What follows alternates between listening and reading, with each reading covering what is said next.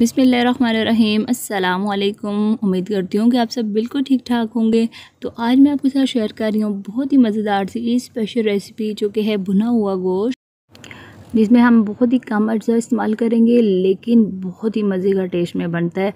तो आपने please video को पूरा देखना है। बहुत आसान तरीके से मैं रेसिपी जो है ये शेयर करूँगी। तो चलिए शुरू करते हैं। यहाँ पे मैं बना रही हूँ प्रेशर में, आप चाहें तो पतीले में भी बना सकते हैं, लेकिन पकाने का जो मेथड है वो सेम रहेगा।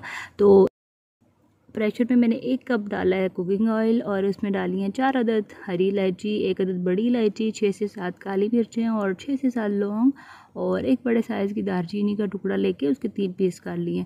तो इनको थोड़ी देर के लिए हम फ्राई कर लेंगे। जब खुशबू आने लगे तो यहाँ पे मैंने 3 पाव ले लिए मटन। आप चाहें तो मटन ले लें, चाहें तो बीफ ले लें, आपकी अपनी मर्ज़ी है। तो ये डालने के बाद अच्छी तरह से इसका कलर चेंज होने तक हमने करना है इसको फ्राई।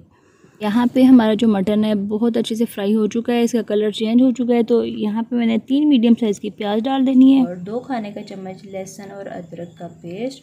तो ये डालने के बाद 1 मिनट तक मैंने इसको गोश्त के साथ फ्राई करना है। और उसके बाद हमने इसमें डालने कुछ पाउडर मसाले, जिसमें 1 चाय का चम्मच पेपरिका, ये कलर के लिए होता है, अगर हो तो डाल दें, नहीं तो आप इसको स्किप कर लें। आधा चाय का चम्मच हल्दी, 1 चाय का चम्मच सुरख मिर्च, 1 ही चाय का चम्मच या हस्बे ज़रूरत नमक और 1.5 खाने का चम्मच भुना हुआ और कुटा हुआ ज़ीरा, सूखा धनिया और 1 चाय का चम्मच भुना हुआ और कुटा हुआ ज़ीरा।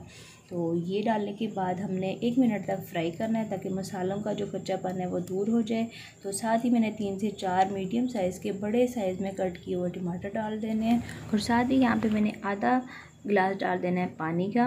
और पानी डालने के बाद अच्छी तरह से हम इसको करेंगे मिक्स। मेरे पास जो गोश्त है ये तकरीबन 14 मिनट में गल जाएगा। तो प्रेशर बंद करने के बाद जब सीटी इसकी बोलना शुरू होगी तो मैंने 14 मिनट का टाइम दे दिया इसको। तो यहाँ पे 14 मिनट गुजर चुके हैं और हमारा जो मटन है बहुत अच्छे से यहाँ पे गल चुका है। तो इसको मैंने एक खुले मुँह वाली कढ़ाई में निकाल दिया ताकि भुनाई में आसानी हो सके।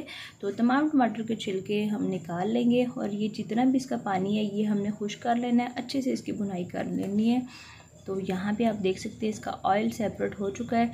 तो इसी स्टेज पे हमने 1/4 कप अच्छी तरह से फेंटी हुई दही डाल देनी है। दही डालने के बाद हमने दही का पानी खुश्क होने तक इसकी भुनाई करनी है। दही डालने से बहुत प्यारा सा माशाल्लाह से इसका कलर आ चुका है।